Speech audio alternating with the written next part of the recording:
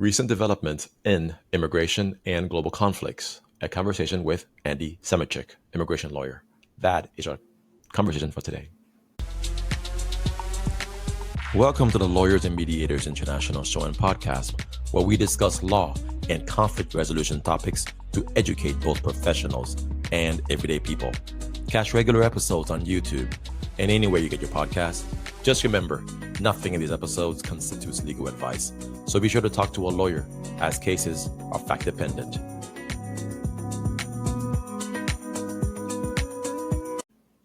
Hey everyone, welcome back to lmipodcast.com. This is Mac Pierre-Louis. We're here with Andy Semotiuk, and Andy's going to be talking to us about immigration law and international law in this segment. So Andy, how are you? Fantastic. Glad to be with you again. Yes, sir. Good to see you again. And of course, people should know you by now because you've been on this show multiple times. And if folks are interested, they can check out lmipodcast.com or the YouTube channel and see some of your other discussions with me. And so we're going to do a little bit of a catch up today about what's been going on immigration wise, as well as in the war in Ukraine with Russia.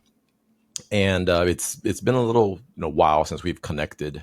So why don't I just let you start off with some of the immigration stuff that's happened, and then we can go into some analysis about some of your thoughts.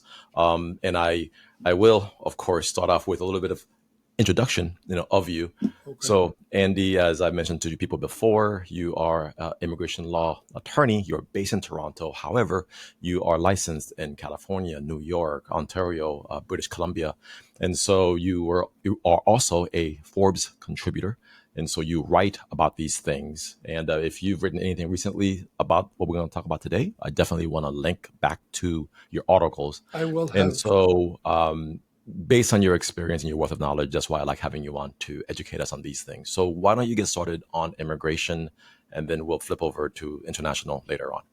Okay, well, this is a big day because the U.S. Supreme Court has opened the door for Trump related to the humanitarian parole program that has been in effect. And there's about over 500,000 immigrants in the U.S. that are going to be impacted by the cancellation of the humanitarian programs that have allowed them to come to the U.S. because of troubles back home. These are the migrants from Cuba, Haiti, Nicaragua, and Venezuela. Over 500,000. Like, it's unbelievable.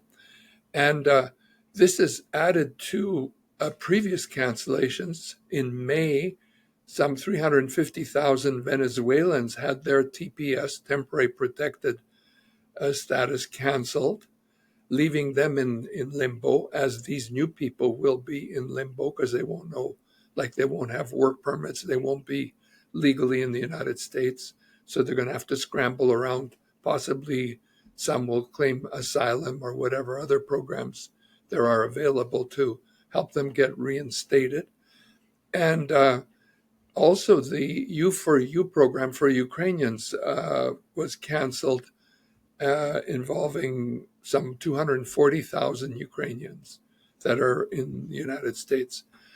And in an article that was published just recently from Politico, there's a little paragraph that's worth citing. It says, while about 500,000 Cuban, Haitian, Nicaraguan, and Venezuelan immigrants are directly affected by the ruling, the one I just mentioned, Yep.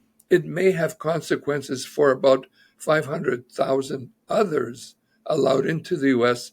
under the same parole provision, including Ukrainians, Afghans, and children from Central America.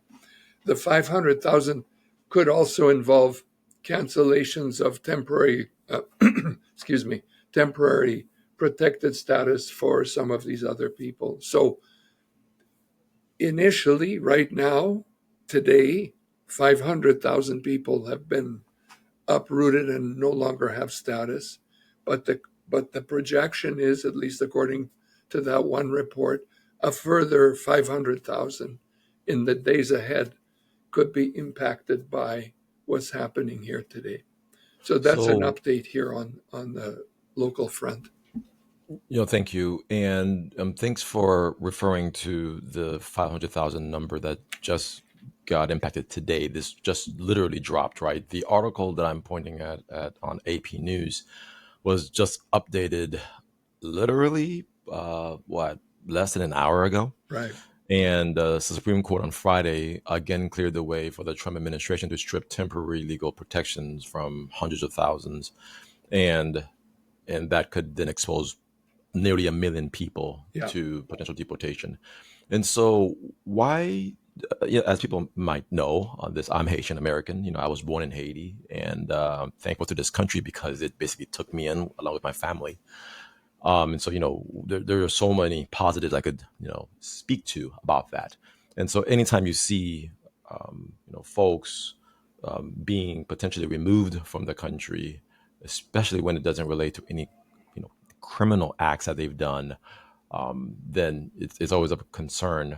But the question for you is why, or what other means could there be to address this other than doing it this way?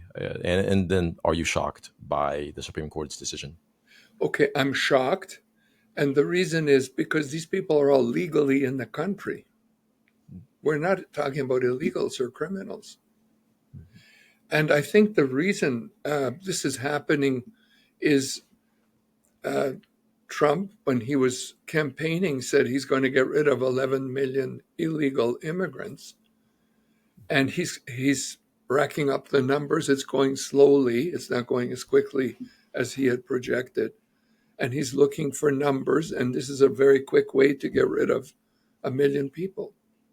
So it's you know it's the largest ever cancellation of legal status in the United States, largest by number of people being And can you go impacted. into that when you say legal status? They were paroled here Yes, legally, meaning correct? someone But had to say, okay, who are you? Where did you yeah, come from? What is your status? Are you a criminal? Do you have correct. some kind of medical contagious disease? Who do you have here? Why are you coming here? And it's because back home, things are terrible, either a war or famine or Or gang gangsters violence in Haiti. or, Yeah. like it's impossible to live back home.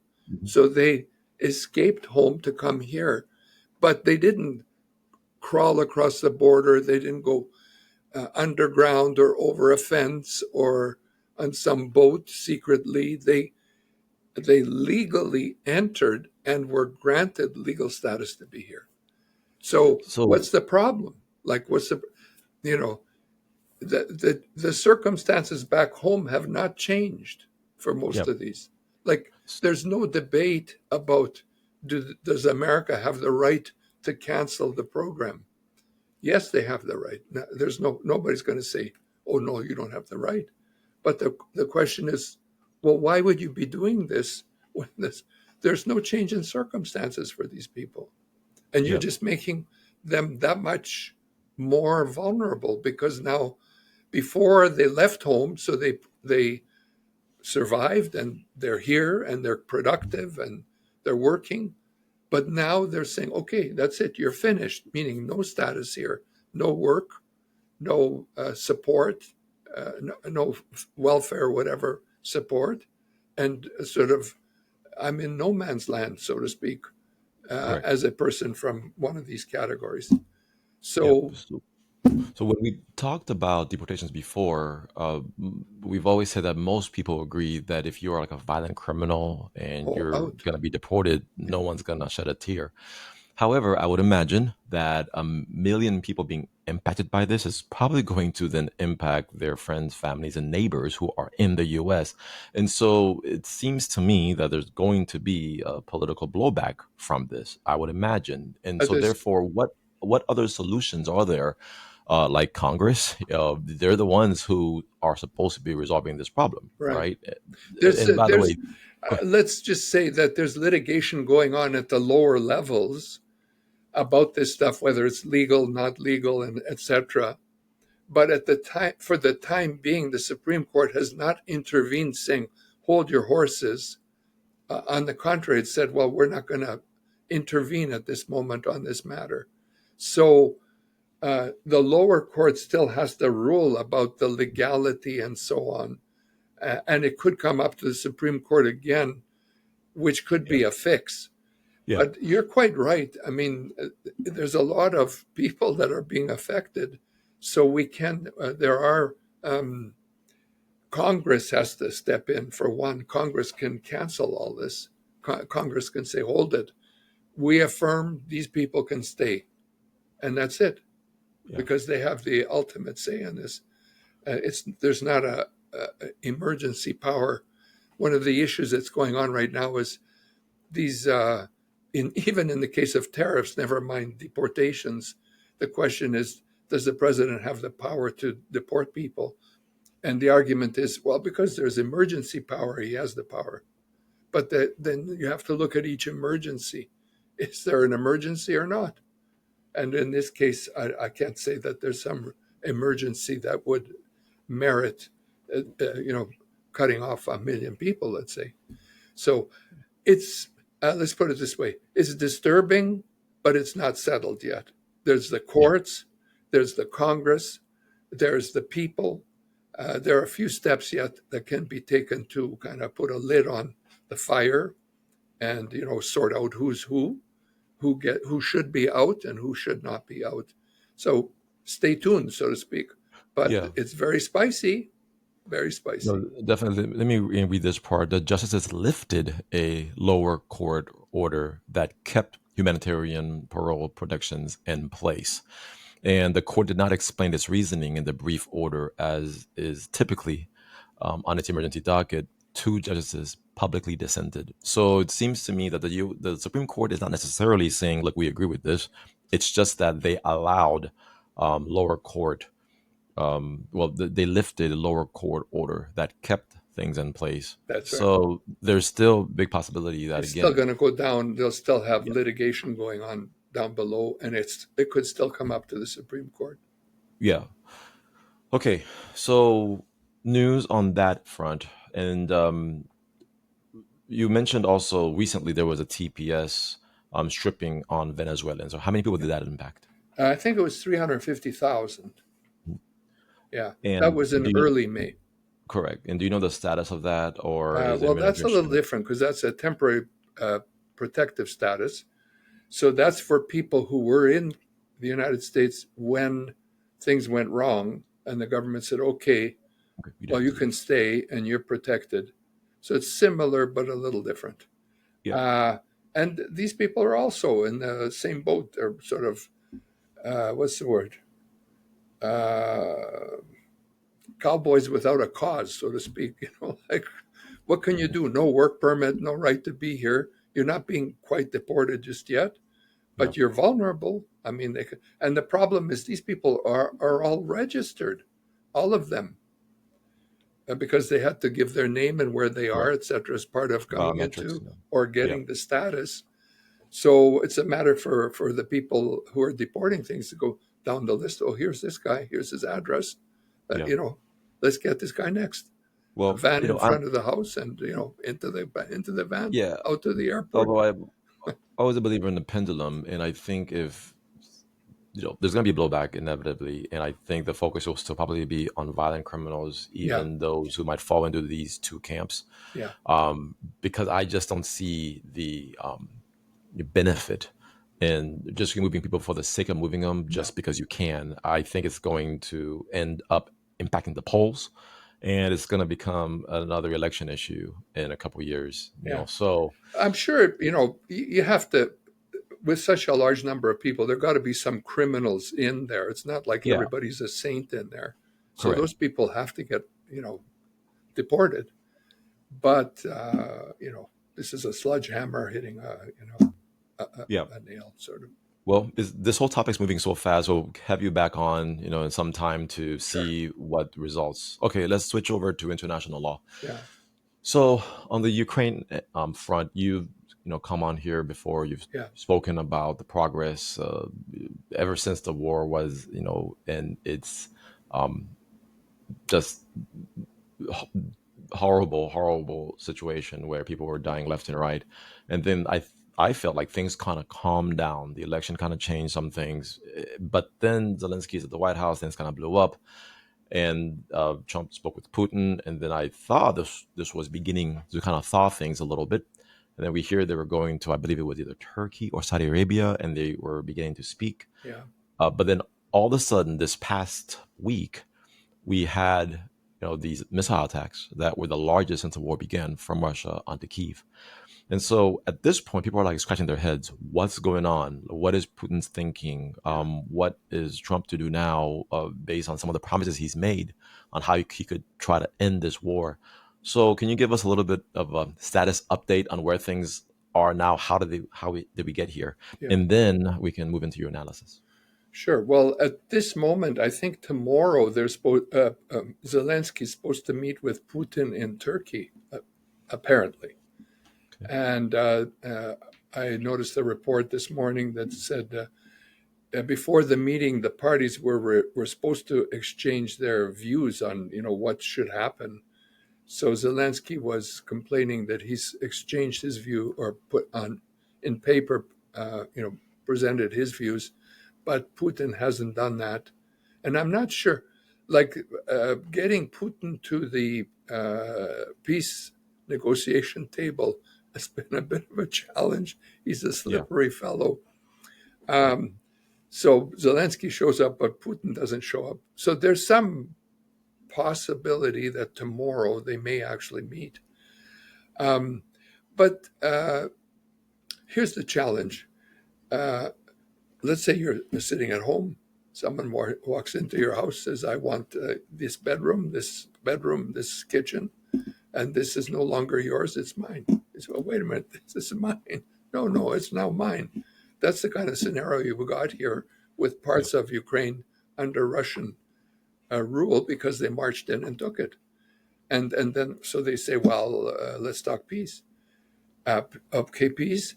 But what about this land? We'll say, well, we won't decide about the land. We'll have peace for everything else, but not for this land. This land is now our land. Okay, that's an untenable position. It's not about land, really. It's about people on the land being tortured, attacked, killed, raped, children being kidnapped and taken away, never to see their families again, and so on. That's what's in the Russian-occupied areas of Ukraine. That's a big problem or concern. But the evolving situation is that the U.S. has been withdrawing from this peace process and leaving the war up to Ukraine and Europe and Canada to deal with. And there are, efforts being made to advance the defense capability of Ukraine among those countries. But it's a fact of life that without American arms and military, supplies, it's not easy for Ukraine to defend itself. And so there are some key factors that have been sort of red light, green light kind of factors. One is, will America at least sell Ukraine the arms and military needs, the things that Ukraine needs to continue the war, if not donate or grant or whatever, supply, at least sell. And there have been moments where Trump has said, no, we're not even selling. We're not going to give, supply, anything. And the other is the satellite coverage, the geographic coverage and the military intelligence that satellites are providing, especially Musk's, satellite capabilities, have been lent also to the Russians. So now the Russians have been using Musk satellites to conduct the war, and they're trying to stabilize that. So, like a clarification that could be helpful for Ukraine would be, if America is not going to be involved, will it sell the arms, and will it provide at least the intelligence needed to defend the country? And then there are discussions going on about providing a ceiling for Ukraine by European powers, where they block off the capacity of Russia to send missiles in and the drones and all that, so that Ukraine is safe from the attacks at least. Um, but the war looks like it's a long-term thing. It's not going to be settled tomorrow. Mm. And the reason is because Putin wants to occupy all of Ukraine. There's no trade-offs. He's not interested in settling temporarily for what he's got and giving Ukraine a chance to live with the rest of the country and so on. He wants to occupy Ukraine, and he also wants to, I believe, and he's declared that he wants to restore the former Soviet empire to the glory it had, which means the Baltic states, Moldova, Poland, and other Eastern European countries are all in jeopardy. But I would just add this one other thing. Why should America care about all this? Who gives a damn? It's on the other side of the world. Okay, there are people dying, but I mean, really, it's the answer is America, and I think we've talked about this before. Ukraine surrendered its nuclear arsenal to Russia in exchange for American and UK and Russian in particular guarantees of its sovereignty, which has been violated. So, and the talk is going down this line. Oh, let's have another peace, agreement. Let's, settle all this by way of a peace agreement and set up some kind of protections for Ukraine. But the problem is not protections and another peace agreement. The problem is enforcing already what has been in play and established many years ago, from the UN Charter to the Helsinki Accords to the Budapest Memorandum about the nuclear weapons. All those have said, okay, Ukraine's sovereign. So if it's sovereign, make it sovereign. And that's why we're going to be continuing in the war, unfortunately. Well, some thoughts, and I guess devil's advocate as well. As they say, all wars end in some kind of negotiated settlement, right? Ultimately, after enough killing, both sides lay down their arms. With Poland and some of these other countries you listed already being in NATO, which would invoke in Article 5, or I believe, Yeah, right? yeah. Uh, isn't it likely that Russia is eventually going to, settle this thing on some terms, especially given the fact that the U.S. and Ukraine recently just signed off some kind of mineral deal, from what I had, heard in the news. Yeah. So I was thinking, isn't Putin just doing this, like these recent attacks, just to somehow get some extra leverage at the negotiation table, to show the other side how much pain they're going to suffer if they don't give him what he wants, which is the land and, as you say, the people who are within that space? I guess I'm trying to be a little bit hopeful about it, but give me your take. You're right about the comments. Okay, first of all, not all wars end in negotiations, other than, for example, General MacArthur, Yeah, complete surrender. complete surrender. Yeah. So there is that. Is there going to be a complete surrender in this war? I don't think so. It doesn't look that way. Yeah, I don't think so. So you're right that there may be some sort of peace negotiation that's needed somewhere down the line. But it's the challenge is that to come up with this formula that works, and there is no formula that works. The formula that works is Putin is going to have to be removed from power. Now, his view of it is Zelensky has to be removed from power. So, it's a two-way street. But I think from the point of view of Americans and Canadians and others, it's there's no. I'd love to provide you with a great scenario about how to settle things.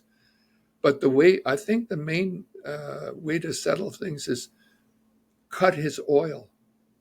Hmm. The way he's funding this enterprise is oil, illegal oil shipments to India, to China, and other places. And basically, he has made, I think, something like 3 times as much in the way of oil revenues than all the money that all the Western nations have supplied Ukraine to defend itself in the course of these last 3 years.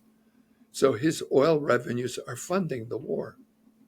And, you can fight a war, or you can, use sanctions to try and limit how far he can get. And hopefully that would uh, lead to a state where he'll say, okay, wait a minute, there's a problem. But you have to understand, uh, this is a long discussion. The short Right. version is this: there's no morality in Russia. Morality is finished. You can't be a moral person in Russia. It's very difficult. Very few moral people in Russia. So there's no, is this fair? Can we sort this out? It's all self-interest all the way up to the top. There's a brothel in the top in Russia, a brothel of people who are power and money hungry, and they support Putin, and that's why there's a war. And Putin has, the way he's climbed to power, he's the most powerful man in the world in terms of money. He's richer than Musk and all the other guys, because maybe it's not all in his name, but he controls a vast, like trillions of dollars. And a lot of it has been plundered or stolen. Yeah. You can Yeah. say, So oh, this guy's, you know, I think somebody once called it a kleptocracy, that's it. right? Now you can say, well, this guy, me, I'm slanted, biased, and full of terrible, poisoned opinions. But look, I'm not fighting in the war. He's not attacking me personally. I'm looking at it from a Western point of view, Yeah. but I do follow what's going on, and that's the best I can make out on Ukraine. I just want to say one other thing, if I may, which Yes. is the events that are going on in Gaza are a great deal of concern to me as well. Yes, there's been a pretty big uptick recently. I have the Al Jazeera app as well, and so they're always giving the updates. Yeah, And what I heard recently were a new ground offensive um, that by the Israelis, including trying to take out some Hamas strongholds. And here I thought all the Hamas strongholds were already taken out. So I'm not completely caught up on where that war stands as far as what other remaining holdouts there might be, yeah. and then what is Israel's long-term goal? Is it to completely annex that region? But what are your thoughts? Well, okay, I would say this: Israel has the right to defend itself, including conducting war. It has the bona fide right to defend itself. But that what it's doing right now is beyond what it should be legally doing, because there's a genocide going on. And I don't know about Haiti, if it's ever faced a genocide, but Ukraine, and I'm Ukrainian in background, has faced many genocides in my opinion, but a key one was in 1932-33, where at least 4 million people starved to death, and more recently in Bucha, Irpin, and other places where people were just slaughtered. Genocide. And my view is anybody who commits a genocide does first thing I would say is should never be allowed to do it and should be condemned for doing it. And the other thing is, I think that this is a kind of my own personal view. I don't know if everybody's going to agree with this, but I think anybody who commits a genocide ought to have, if they have any nuclear, arms, should be disentitled from holding or having those nuclear arms. If you're so crazy that you're going to cause a genocide, which is where we're at, both in Russia, in the Russian attack on Ukraine, and in Gaza. That's over. No child should die or starve to death anywhere in the world. That's a you know a basic right that every one of us should defend. No child anywhere. Now I know there's innocent collateral damage and stuff like that, but really, if you look at the TV cameras and what's happening in Gaza and the starvation there,